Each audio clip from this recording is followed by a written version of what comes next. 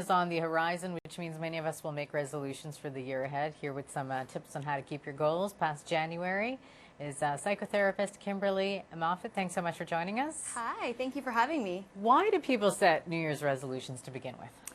Well, New Year's resolutions are quite a funny thing, actually, because they're not really like goals. They're more of a self-imposed regulation or intention to change our behavior. And it's usually when we create resolutions, they're more like a stretch goal. It's something that we really, really want, but we're not always sure if we're going to be able to get there. So they're quite a funny thing, New Year's resolutions. They are. Why is it so hard then psychologically to make one and then keep one?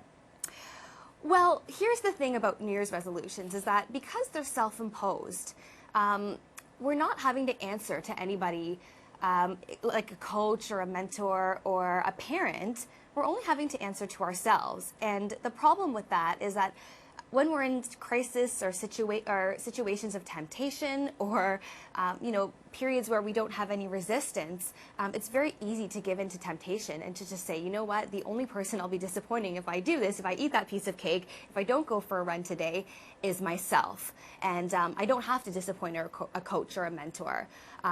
So that's why it's really important when we're setting resolutions to make sure that we have people in our lives that can support us, who know us well enough to know kind of what to do if we fall off the wagon. Now that doesn't mean going on Facebook and sending out a blast, that letting everybody know what your intentions are. It really means letting the people in your life know what you intend, and then they can be there to support you. But sometimes the question also is like, if it's so hard, then don't put so much pressure on yourself. It's okay. Yeah, you know what, I would completely agree with that. This time of year is the busiest time of year at my practice called KMA therapy. We see hundreds of people around this time of year who kind of want to set resolutions and goals for themselves. And I think the most common thing that I see is people setting these super stretch goals that are so ambitious. And I think the first step that we have to do is kind of take them a step back and say, whoa, whoa, whoa, you're not being exactly realistic. You have to set goals that are attainable and sustainable for yourself. Like, think about yourself achieving that goal throughout the entire year.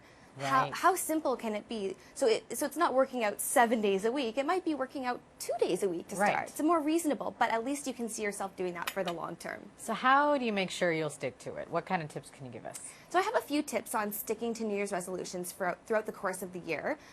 Number one is write it down. Okay, research shows that you're a lot more likely to be successful at a resolution if you actually write down your intention. A study by Harvard showed that the 2% of people in the Harvard graduating class who did write down their goals had amassed about 90% of the wealth after 20 years in society. So it's quite a difference when you're actually putting it on paper and holding yourself accountable. Mm-hmm. Number two, enlist the help of a friend, a mentor, or a coach. When you have someone on your side, it's a lot better. So for example, if your resolution is to get fit and healthy in the new year, maybe enlist the help of a running buddy, see a nutritionist, maybe talk to a coach or counselor. A lot of support helps as well. Kimberly, we're out of time. Thanks so much. Thank you very much.